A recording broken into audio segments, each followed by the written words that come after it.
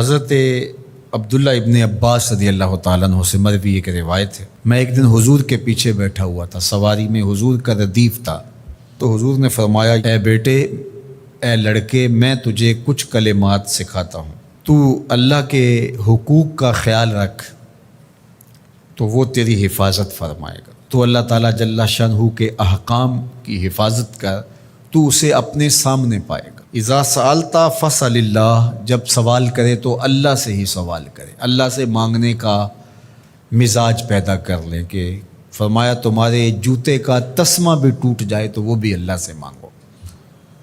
ضرور بازار میں جاؤ دکاندار سے، لیکن حقیقی طلب اللہ سے ہونی چاہیے۔ بات بات پہ اللہ سے سوال کرو، بڑی سے بڑی چیز بھی اس سے مانگو، چھوٹی سے چھوٹی چیز بھی اسی سے طلب کرو۔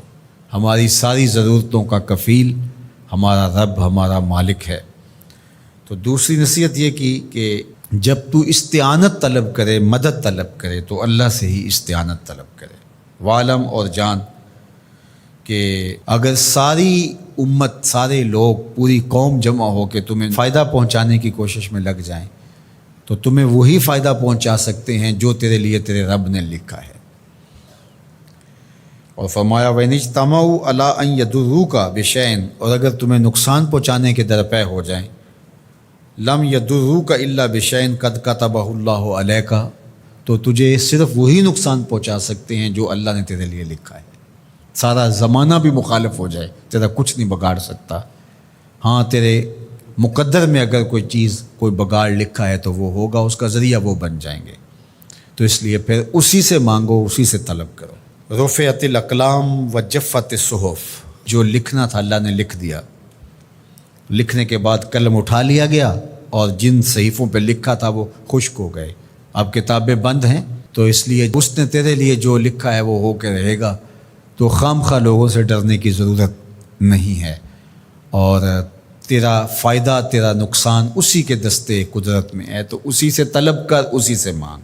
اور فرمایا تو اللہ تعالیٰ جل شانہ کو رخاء میں، خوشحالی میں یاد کر، یعرفک فی الشدہ، وہ تجھے مشکل میں پہچانے گا۔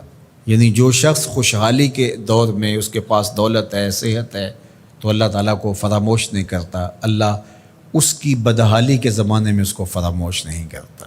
وعلم، اور جان، ان النصر مع الصبر، کہ جو مدد ہے وہ صبر کے ساتھ آتی ہے۔ وان الفرج مع الکرب، اور کشادگی جو ہے وہ مشکل کے ساتھ آتی ہے۔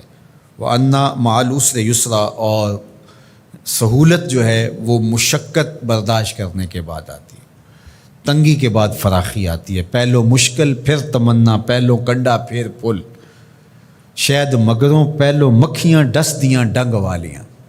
تو یہ سب ہوتا ہے، مشکلات، تکلیفیں، آلام، مصائب، ان سب سے گزر کر کے آسانیاں آتی ہیں۔